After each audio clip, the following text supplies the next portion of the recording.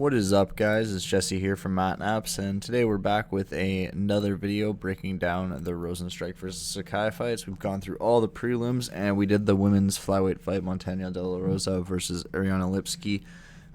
So now we're doing the rest of the main card. This will be all 5 of the fights that we haven't done so far. Starting in the 185-pound division, we had Dusko Todorovic versus Gregory Rodriguez.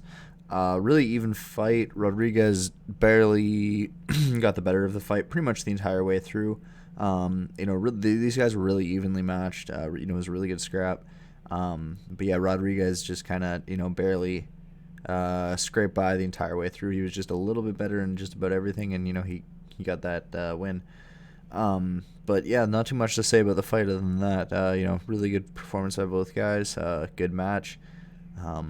And yeah, Rodriguez got the win by being just a little bit better.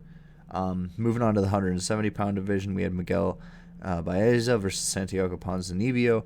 Ponzinibbio being the former, I think, number 6 contender in the world. He kind of fell off the face of the planet for about 5 years there, and a big part of that was he had multiple injuries and illnesses. So he is only fought once, I think, in the last 4 or 5 years. And so this was a comeback fight for him. And on top of that, he actually had a really good comeback within the fight itself. The first round, Miguel Baeza came out and really put it on him. The second round was really, really back and forth. And the third round was back and forth until about halfway through. And then Ponzinibbio started to really pour it on him. And they really started going at it the last 10, 15 seconds again. Really Griffin Bonner-esque fight in some ways. An early fight of the year contender. It obviously won fight of the night. And, early fight of the year, early fight of the month contender. Insanely impressive performance by both men. Great scrap. Next, in the 185-pound division, we have Roman Dolidze versus Laureano Staropoli. Just a dominant one-sided grappling, performance by Dolidze. Laureano in the start of the third, had some really impressive striking, but he wasn't really able to do much with it before Dolidze got a hold of him again. Although Dolidze wasn't really able to do much with his grappling either, he wasn't really able to hurt Staropoli. He kind of held him against the fence. He wasn't able to get takedowns, really. I think he got 2 out of 5 or 6 attempts, and even when he got him down, he wasn't able to hold him down. Staropoli actually got him down at one point. I think he was 1 of 1 or 1 of 2 on his takedown attempts. And he ended up not being able to do anything with it either. Dolidze was on his back and just kind of kicked back up at him. But yeah, not really a performance that's going to win Roman any fans, even though he won. But it was kind of funny watching them argue again at the end of the fight.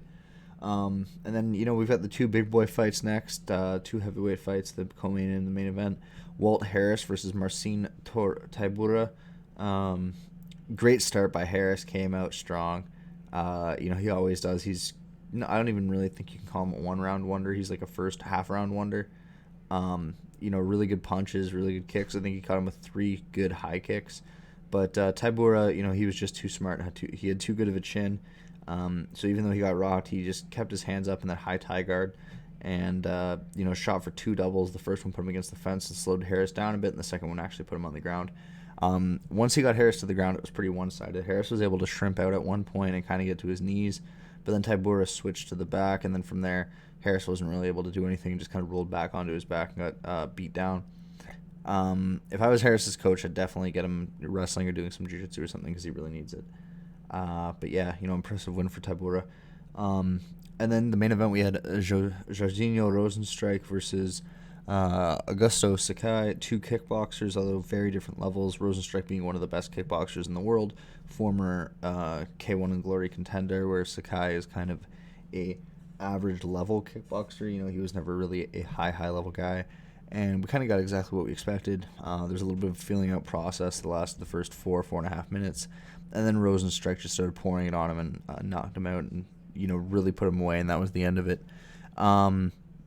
But yeah, that is what it is. I think, that for Rozenstruik, he's kind of in a tough position right now because obviously he's one of the top contenders, but the division is to some degree so clogged up at the top because obviously you've got the Stipe Ngannou trilogy, You got the Derek Lewis versus Ngannou rematch, and then assuming that Ngannou wins that, you'll probably have a trilogy out of that. You have the John Jones fight, of which they'll probably do at least 2, and then if Jones is able to win one of them, 3. And yeah, Rozenstruik's already lost to Ngannou, so he's kind of in a tough position.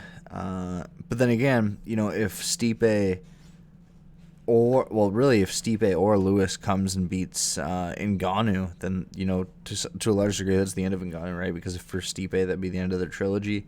They're now he's 2-1. He moves on to the next guy, and if Derek Lewis beats him, he's 2-0 against him. So for Ngannou's in a very tough position right now. But if he is able to get through these next 3 or 4 guys, that'll be very good for him. But like, comment, subscribe. New videos almost every day. Tomorrow we're gonna break down UFC 263 prelims. And yeah, we'll break down the first 4 fights on that. I will let you know who I think is gonna win. And yeah, see you guys later.